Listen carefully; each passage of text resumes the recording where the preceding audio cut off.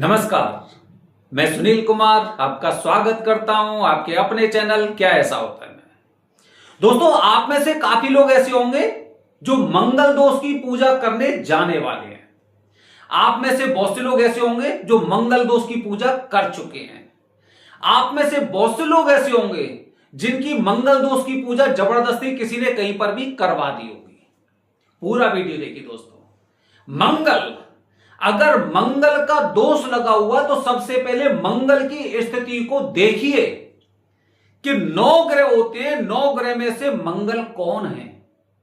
मंगल को ग्रहों का सेनापति माना जाता है और जब भी किसी की कुंडली में मंगल दोष होता है तो हल्का फुल्का दोष नहीं है। काफी लोग तो कहते थे हल्का सा मंगल है, आंशिक मंगल है, बाहरी मंगल है, छाया मंगल की है, इस तरह से बता देते। लेकिन दोष मंगल पर लगा है, दोष सेनापति पर लगा हुआ है, तो आपके अंदर हिम्मत कैसे हो सकती है? दोस्तों, ये एक पूजा ऐसी पूजा नहीं होती है कि हमने कभी भी अपने घर में, अपने परिवार में, कहीं पर जैसे सत्यनारायण भगवान की कथा करवाते हैं, जैसे कि हम रुद्राभिषेक करवा लेते हैं, किसी भी पंडित जी को बुला लो, पूजा करवा लो। पूजा नहीं होती है। मंगल की पूजा कभी नहीं होती है, बल्कि नियम सहित पूजा होती है। आज मैं अपनी वीडियो के माध्यम से आपको नियम बताने वाला हूं।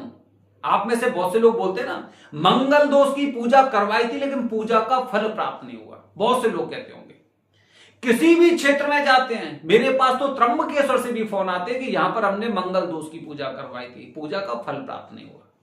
क्योंकि पूजा की, जबकि नियम के सहित पूजा करनी चाहिए। मंगल कौन है? ग्रहों के सेनापति। हम किसी अधिकारी से मिलने जाएंगे तो डायरेक्ट नहीं जा सकते, नियम के साथ जाएंगे तब, क्योंकि एक प्रोटोकॉल होता है।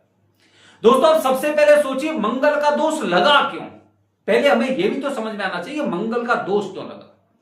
दोस्तों, जैसे अगर मुझे अपनी कुंडली बनानी है, मुझे अपनी खुद की कुंडली बनानी है, तो मुझे 3 चीजों की आवश्यकता होगी: जन्म तारीख, जन्म का समय और जन्म स्थान। 3 चीजें। इन 3 चीजों के आधार पर इंसान की कुंडली बनाई जाती। मतलब क्या हुआ कि मेरा जिस समय जन्म हुआ था, जिस साल में, जिस दिन और जिस महीने में मेरा जन्म और जितने बजे जन्म हुआ था, उस समय के अनुसार वो कुंडली बनाई जाती है। अब सोचिए, अगर ऐसे किसी इंसान की कुंडली बनाई जाती है तो मतलब कब को? जब उसके जन्म के समय को मुख्य मानकर कुंडली बनाई जाती है। बच्चे का जन्म हुआ, यही डेटा लिया जाएगा और इसके अनुसार कुंडली बनाई जाएगी। अब सोचिए कि किसी बालक का जन्म हुआ है तो इसके बाद उसने बेचारे ने कोई कर्म नहीं किया। क्या उसने किया जिसकी वजह से उसकी कुंडली में दोष आए? उसने तो जन्म लिया, अभी तो कर्म करना बाकी है। तो ये दोष कहां से आए? सबसे पहले हमें यह सोचना है ना कि दोष कहां से आए, क्या जरूरत थी इन दोषों की? तो इसके लिए हमें शास्त्रों के अनुसार जाना होगा। शास्त्र क्या कहते हैं? दोस्तों, शास्त्र कहते हैं कि न जाने कितनी योनियों के बाद, जब हमने पिछली किसी योनि में अच्छा कार्य किया है, सत्कर्म किया है, तब कहीं जाके एक प्रभाव ऐसा होता है कि हमें मनुष्य का जन्म मिलता है। कितनी योनियों के बाद, सोचिए कितनी योनियों के बाद इस बालक का, जिसकी हम कुंडली की बात कर रहे हैं, कितनी योनियों के बाद आज इसे मनुष्य का जन्म मिला, जिसकी हम कुंडली देख रहे हैं। तो दोष कहां से आए? दोष आए वहां से जो पिछली योनियों में इन्होंने कर्म किए थे। कहां से जुड़े हुए? हमारी कुंडली जो बनाई जाती है उसमें दोष पिछले पीढ़ियों से, पिछली पीढ़ियों नहीं बल्कि पिछले जन्मों से, जो जन्म हम भोग कर आए हैं, वो कर्म हमारे ये कुंडली दिखा रही है। आगे क्या होगा वो आगे की बात है, वो और भी भाव कुंडली के भाव होते हैं, उनसे हम आगे देखेंगे। लेकिन जो पुनर्जन्म, मतलब जितनी योनियों में हम होकर आए हैं और जितने हमने बुरे कार्य किए हैं, कुछ भी किया, उससे संबंधित यहां पर समस्या हमें कुंडली दोष में दिखाई दे रही है। अब मंगल की समस्या क्यों आई? मंगल की समस्या हम एक अनुमान के आधार पर बता रहे हैं कि जब इस तरह से चीजें चल रही हैं तो कुछ ना कुछ हमने ऐसा कार्य जरूर किया हुआ जिसकी वजह से हमारे जीवन में वही समस्या हो रही है। जैसे कि काफी लोग कहते हैं कि मांगलिक दोष है जिसकी वजह से शादी में रुकावट आ रही है। अब शादी में रुकावट आ रही है, इसका मतलब यह कि पिछली किसी योनि में आपने किसी जोड़े को अलग किया होगा। किसी जोड़े को, कोई पति पत्नी हो सकते, कोई भी जानवर हो सकते। जानवर ने एक जानवर को मार दिया, उसे क्या पता, उसे तो आवाज ही नहीं कि मैं क्या कर रहा हूं, लेकिन हो सकता उसने एक जोड़े को मार दिया हो। तो दोस्तों, अगर मंगल दोष की वजह से अगर किसी की शादी में समस्या आ रही, तो कहीं ना कहीं ये दोष एक पिछले जन्म का है कि कुछ ऐसा कर्म किया जिसकी वजह से इसे ऐसा दोष लगा कि आपको भी शादी में रुकावट आएगी। और मंगल यहां पर आकर बैठ गए, क्योंकि मंगल कौन है? ग्रहों के सेनापति। तो दोस्तों, अगर इस दोष का आपको निवारण करना है तो पूजा नहीं होती, यही बता रहा हूं मैं। ये सत्यनारायण भगवान की कथा नहीं है कि पूर्णिमा को पंडित जी बुला लिए, या फिर प्रदोष नहीं है कि पंडित जी बुला लिए, रुद्राभिषेक करवा लिया। नियम सहित पूजा है, क्योंकि हम कहीं ना कहीं एक पूर्व जन्म से भी इनसे जुड़े हुए हैं। अब नियम क्या कहते हैं? मंगल की पूजा के लिए नियम क्या कहते हैं? दोस्तों, पहला नियम क्या होता है? पहला नियम होता है कि जब भी आप पूजा करें तो मुख्य स्थान पर करिए, जिससे कि पूर्व जन्म का दंश उनके सामने आए और वो इस दोष का निवारण करें। मुख्य स्थान। जो लोग इधर उधर पूजा कर लेते हैं ना, घर पर पूजा कर ली, किसी जंगल में ले जाते हैं। मैंने तो यह भी सुना है कि काफी लोग जंगल में ले जाते हैं, वहां पर किसी वृक्ष के साथ, किसी झाड़ के साथ पूजन करवा देते हैं। मेरे जॉब में मंगल की पूजा करवा देते हैं। काफी लोग कहते हैं हमने घर के आसपास जो मंदिर था वहीं पे पूजन करवा लिया। मंगल की पूजा बिना भात के नहीं मानी जाती है। बिना भात पूजन के मंगल की पूजा नहीं मानी। यही तो वजह है कि उज्जैन में 2 मंगल दोष की पूजा के मंदिर है। एक नया मंदिर है जिसे मंगलनाथ बोलते हैं और एक मुख्य मंदिर है जिसे श्री अंगारेश्वर बोलते हैं। श्री अंगारेश्वर मंदिर जब जल में डूब जाता था बाढ़ आने के समय पर, तो लोग बिना भात पूजन के यहां पर लौटते थे। इंटरनेट का दौर नहीं था, बिना भात के यहां से लौट जाते, बिना पूजन के, क्योंकि बिना भात के मंगल की पूजा मानी नहीं जाती है। इसीलिए सरकार को मंगलनाथ मंदिर की स्थापना करनी पड़े। तो सबसे पहले पूजा का मुख्य स्थान कौन सा है? आपने त्र्यंबकेश्वर में पूजा करवाई, आपने इंदौर में करवाई, आपने हरियाणा में पूजा करवाई, आपने चंडीगढ़ में, आपने बिहार में पूजन करवाया, भात कहां पर चढ़ाया। इस तरह से आपने मंगल को और भी ज्यादा खराब कर लिया। ये वो लोग होते हैं जो अपने मंगल को खराब करने के बाद यहां पर पहुंचते हैं। ध्यान रखिए, मंगल की पूजा का पहला नियम यह है कि पूजा के मुख्य स्थान पर पहुंचिए। और पूरी समस्त पृथ्वी पर मंगल का मुख्य स्थान कौन सा है? श्री अंगारेश्वर मंदिर उज्जैन में। एकमात्र स्थान श्री अंगारेश्वर मंदिर सबसे मुख्य मंदिर है मंगल की पूजा का। ठीक है। दूसरा नियम के अनुसार चलिए, सारी चीजों का समाधान आपको सनातन धर्म में मिलेगा। दूसरा नियम, पूजा का शुभ मुहूर्त होना चाहिए। आप में से बहुत से लोग बिना बात किए, फोन पे बात किए, इधर उधर के लोगों से बात किए, और यहां पे तो आजकल ऐसे ऐसे पंडित जी बैठे जो अलग अलग तरह की कभी भी चले जाइए पूजन हो जाएगा। मंगल की पूजा मुहूर्त के अनुसार करिए। 2 विशेष मुहूर्त होते हैं, एक अंगारक चतुर्थी और एक भौम प्रदोष। इसके अलावा आपको मंगलवार को विशेष रूप से पूजन करना चाहिए। यदि मंगलवार को नहीं कर सकते तो जैसे नवग्रह होते हैं, नवग्रह में हर ग्रह के कुछ मित्र होते हैं, कुछ शत्रु होते हैं। तो मंगल के मित्र कौन कौन से हैं? रवि, चंद्र और गुरु। मतलब मंगल को अगर आप पूजा नहीं कर सकते तो रविवार, सोमवार, गुरुवार को भी आप ये पूजन कर सकते हैं, निश्चित रूप से कर सकते हैं। और मंगल के शत्रु ग्रह कौन से होते हैं? बुध, शुक्र और शनि।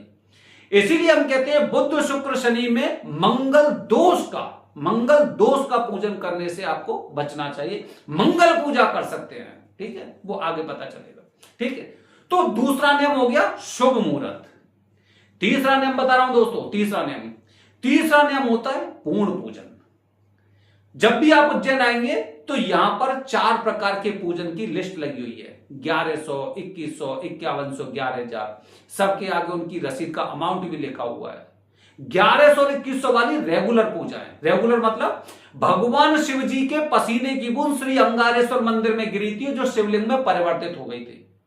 तो जो लोग भी यहां पर महाकाल बाबा के दर्शन करने आते, पूजा करने आते, वो यहां पर ये पूजन करके जाते हैं। 1100 और 2100 वाला जो पूजन है। अगर कुंडली में मंगल दोष है तो 5100 या 11000 वाला पूजन करना चाहिए। जिसमें 11000 वाला पूजन कैसा है? पृथ्वी का सर्वश्रेष्ठ पूजन, जाप सहित। वैसे भी क्योंकि जब अगर दोष को पुराने पूर्व जन्म से अगर हम इसे जोड़ रहे हैं या फिर पूर्व जन्म की चीजों को यहां पर हम देख रहे हैं तो जाप ही बताया जाता। तभी तो कहते हैं राम नाम रटते रहिए, राम नाम रटते रहिए। जाप से जो पूजन होता है वो तिल तिल करके, रोम रोम करके आपके कष्टों को खत्म करता है, आपके दोष को खत्म करता है। इसीलिए ये पूजा पूरी पृथ्वी की सर्वश्रेष्ठ पूजा बताई जाती है, जो एक उद्देश्य के लिए जीवन काल में एक बार काफी। ये हमारा खुद का भी अनुभव है। जो लोग 11,000 वाला पूजन यहां पर करके गए हैं मुख्य स्थान पर शुभ मुहूर्त में, वरदानी पंडित जी ट्रस्ट के द्वारा, हम अपनी बात करते हैं, ठीक है। तो जो लोग यहां पर पूजन करके गए हैं, एक साल के अंदर उन्हें इस पूजा का फल 100% प्राप्त हुआ। यह हमारा खुद का भी रिकॉर्ड है, हमने देखा है, ठीक है। तो एक उद्देश्य के लिए यह पूजा एक बार ही काफी है और एक साल के अंदर इस पूजा का फल प्राप्त हो जाता है, ठीक है। ये नियम बता रहा हूं मैं आपको। आप कहते हैं ना 1100 में पूजा हो गई, 2100 में पूजा हो गई, पूजा का फल प्राप्त नहीं हुआ, मैंने यहां पर पूजन कर लिया, मैंने वहां पर पूजन कर लिया। ये पूजा नहीं होती है, नियम सहित पूजा होती है। मैं नियम बता रहा हूं आपके, मानो या ना मानो वो आपके ऊपर निर्भर करता है। अगला नियम क्या होता है दोस्तों, मंगल ग्रहों के सेनापति हैं। कौन है? सेनापति। आम ग्रह नहीं है, राहु हो गए, केतु हो गए, चंद्र हो गए, बुध हो गए, आम नहीं है। सेनापति, सेनापति मतलब लीडर, मतलब सेनापति का जब पूजन करने जा रहे हैं तो बिना उनकी अनुमति के नहीं जाना है, बिना अनुमति के नहीं जाना है। इसीलिए घर से अर्जी लगाई जाती है, इसीलिए अर्जी लगाई जाती है कि मैं यहां पर इस स्थान पर आपकी पूजा करना चाहता हूं या इस दोष निवारण का पूजन करना चाहता हूं। वो एक अलग एक संकल्प होता है। तो घर से अर्जी जरूर लगाइए, जरूर अर्जी लगाइए, बिना अर्जी के मत पहुंचिए। सेनापति का पूजन करने जा रहे हैं आप। और फिर पूजा की पेशी, जैसे ही उज्जैन पहुंच जाएंगे तो फिर आपकी पेशी होती है। पेशी का मतलब जैसे कहते हैं ना कोर्ट में पेश होते हैं, वकील के साथ जाते हैं ना, तो इसी तरह पंडित जी इस कार्य को आपके को करवाते हैं।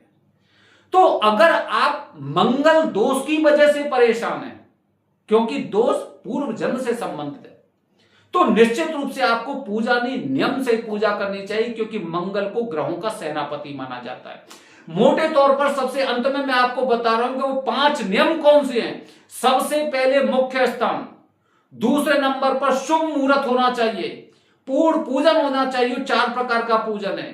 घर से अर्जी लगानी है, मंदिर आकर पेशी होगी, उसके बाद ही आपकी पूजा होगी, अगर आप पूजा का फल प्राप्त करना चाहते हैं तो।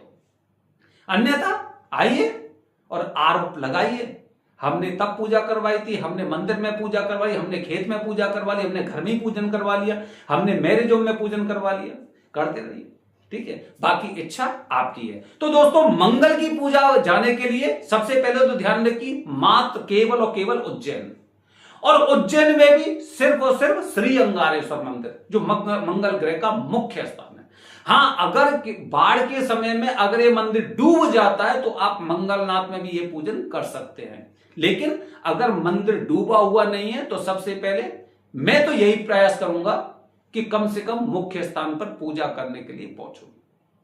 बने रहिए हमारे चैनल के साथ दोस्तों। आने वाली वीडियो बता रहा हूं, क्योंकि अक्षय तृतीया आने वाली है और त्र्यंबकेश्वर की तैयारी पूरी हो चुकी है। क्योंकि जब भी कालसर्प दोष का विशेष मुहूर्त आता है तो सबसे ज्यादा देश से नहीं बल्कि विदेशों से भी लोग सिर्फ और सिर्फ त्र्यंबकेश्वर पहुंचते हैं, जिसके बारे में कहा जाता है भटकते रहिए कहीं, मुक्ति मिलेगी सिर्फ यहीं। हर हर महादेव, हरि ओम।